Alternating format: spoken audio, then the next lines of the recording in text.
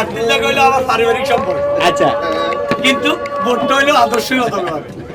আমার ভাই আমার আদর্শের পাশাপাশি আমি বলবো যে আমার ভাই ভোট করতেছে, ভাই নীতি আদর্শ ঠিক রেখে জনগণের কাছে ভোট চাইবো, আমি আমার নীতি আদর্শ ঠিক রেখে আমার দলের শিশুদের ভোট চাইবো। এটাই স্বাভাবিক, এটাই গণতান্ত্রিক পদ্ধতি। আমার কথা তাই হচ্ছে সকলেই আমরা আন্তরিকভাবে মিলেমিশে যেন ভোটটা করতে পারি এবং সবাই যেন সবাইকে সম্মান দিতে পারি, সেই জন্য সবার কাছে সহযোগিতা এবং দোয়া চাই। আসসালামু আলাইকুম। আমার কথা হচ্ছে, দেখেন আমরা যখন জন্মগ্রহণ করছি তখনও কোনো দল ছিল না, মরে গেলেও কবরে যখন রান তখন কে কোন দল করে এটা আমার পরিচয় নেই। মসজিদে যখন ঢুকি কে কোন দল করে এটা দেখি আমার কেউ ঢুকায় না।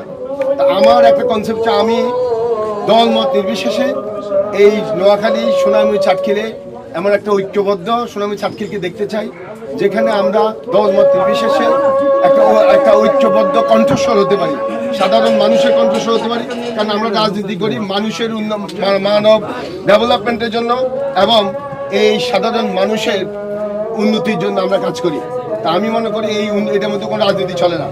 আর রাজনীতি তো করতে হবে যে সবচেয়ে বড় রাজা, যে আমাকে আপনাকে সবাইকে সৃষ্টি করছে, সে আল্লাহ আমাকে আমি সবচেয়ে বড় রাজা, রাজনীতি করা উচিত। এই রাজনীতিটা হচ্ছে ইবাদতের রাজনীতি।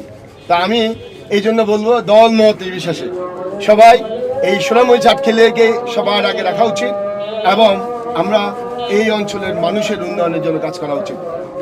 আমার যদি মার্কা আছে একটা মার্কা থাকতে হবে, কেন নাহলে মানুষ চিনবে না। যদি মার্কা হাত পাখা, কিন্তু আমি এই অঞ্চলের মানুষের কণ্ঠস্বর হতে চাই, আমি আপনাদের সবার মার্কা হতে চাই।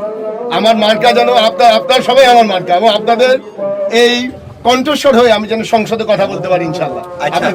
আপনার বক্তব্যের জন্য আপনাকে ধন্যবাদ। পাশাপাশি আর একটা দ্বিমত আছে, সেটা হলো আপনি কইছেন কোন দল না, আর কিন্তু এটা দ্বিমত আছে। সেটা হলো যেহেতু এই আপনাদের হাত ফাঁকাটা একটা দলের মার্কা, স্বভাবত আমার দানের সৃষ্ট একটা দলের মার্কা। আমি বলি আমার কথা আপনি বলছেন, আমি তো কিছু বলি না, আমি বলি। এবং আমি মনে করি যে অন্যান্য দল আছে তাদের মার্কা। বাংলাদেশের রাজনীতিতে রেজিস্ট্রেশন করতে হইলে আপনাকে কি করতে হবে? একটা দল থেকে মার্কা নিতে হবে, প্রার্থী হইতে হবে, এইটা অথবা স্বতন্ত্র প্রার্থী। আপনি যেহেতু একটা দলের প্রার্থী, আমি একটা দলকে পছন্দ করি এবং মনে প্রাণে আমি আমার আদর্শ লালন করি। আমি চেষ্টা করবো যে আমার আদর্শ যেন টিকে থাকে, আপনি চেষ্টা করবেন আপনার আদর্শ যেন টিকে থাকে। তবে আমরা যেন মাঠে সবাই সবাইকে সম্মান দিয়ে চলতে পারি এবং সবাইকে যেন গণতান্ত্রিক ধারাবাহিকতা রক্ষা করার জন্য যেন কাজ করতে পারি, সেই জন্য আমাদেরকে আপনি প্রার্থী হিসেবে এবং আমি এই উপজেলা বিএনপির সভাপতি হিসেবে আমরা সবাই সবার কাছে সেইভাবে আমরা মৌলিক অধিকার করবো। আসসালামু আলাইকুম। আমরা মৌলিক অধিকার, মানুষের মৌলিক অধিকারের জন্য আমরা কাজ করি।